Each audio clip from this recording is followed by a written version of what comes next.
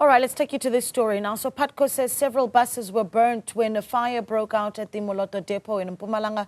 Over 15 buses and parts of the depot have been affected by the blaze. A spokesperson, Lindokuhle Xulu, joins us now for an update. Lindokuhle, we've got just an image of what really has been shared and very concerning. But talk to us about your understanding of what exactly has taken place there. Hi, Naledi. Well, thank you so much for having us as PATCO.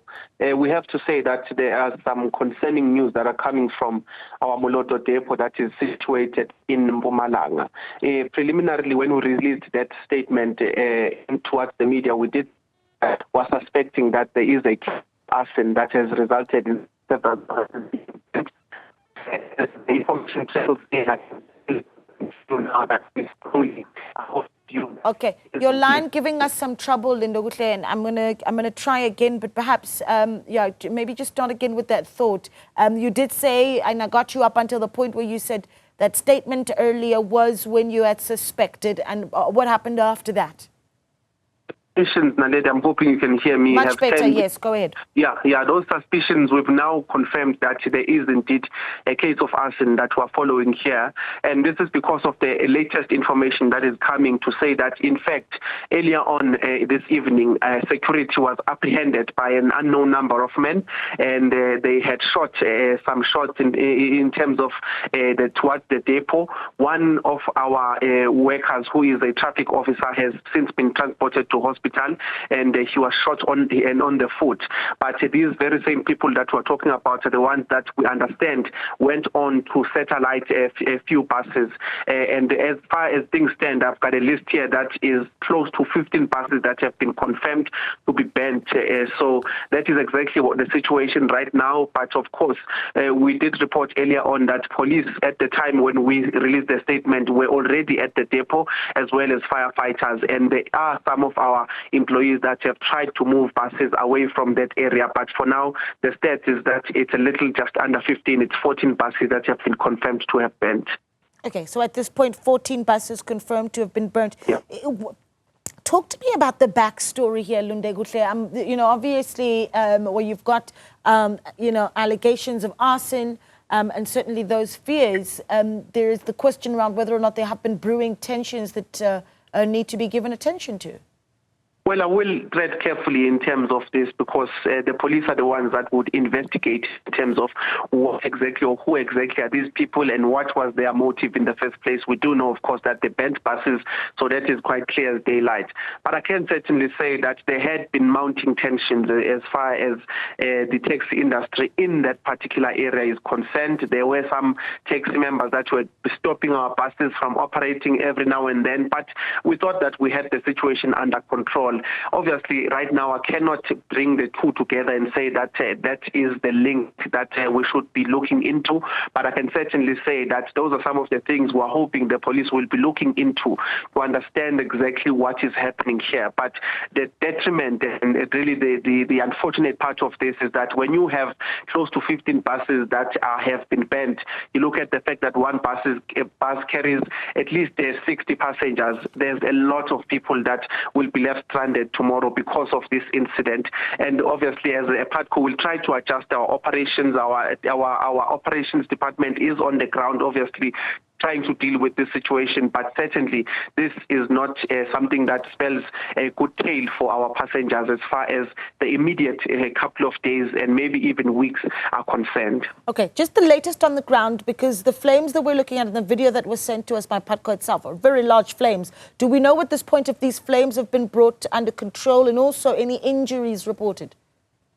Like I said, when these assailants that accessed our depot, they were able to tie our security, and one of our traffic managers was shot. We also understand that there's another person that was hit with a chair. So only those two injuries have been reported for now, nothing related to the fire, but also it's just a matter of these assailants accessing our premises and doing all sorts of criminal activities.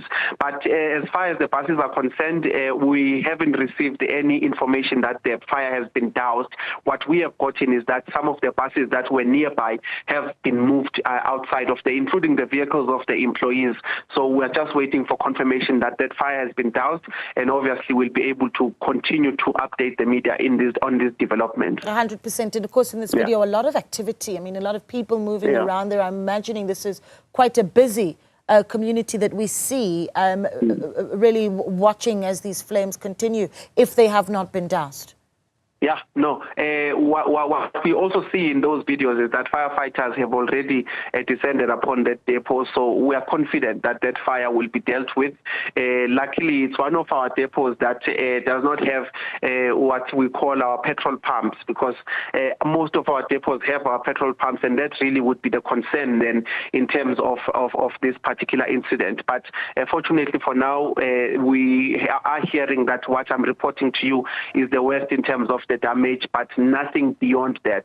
And we're hoping that with the firefighters and authorities on the ground, they'll be able to contain that fire and will be able to at least limit this number of damage to those 14 buses and some parts of our depot that has also been set alight during this incident. Yeah, Linda Guhle, a final one. My understanding is that this particular depot, those buses used by a lot of passengers to travel to Pretoria. And so when do you think there will be a clear communication as to how those passengers are able to make arrangements for alternative transport? I imagine that it might very well be too early to tell, but platforms that they can be looking at as well. Well, the lucky thing about our service is that it is a service that is a feeder and it is repetitive.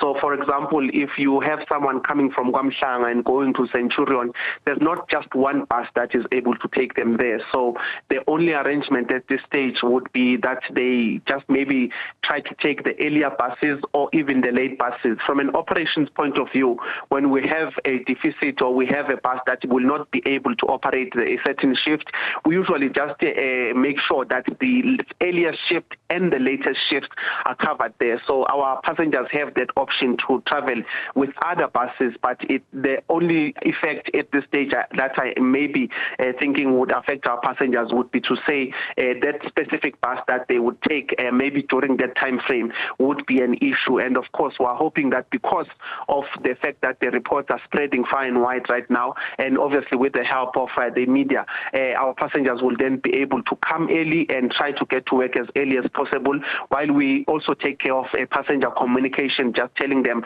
about the contingencies they can make during this particular time while we deal with this incident. Yeah. Linda Guhle, we really do appreciate your time. Thank you so much for bringing us that update. Linda Guhle there with that breaking news story tonight. He's confirming that at this point, PATCO can confirm that 14 buses have been burnt at that depot in Moloto. And we'll keep you updated as more details continue to come.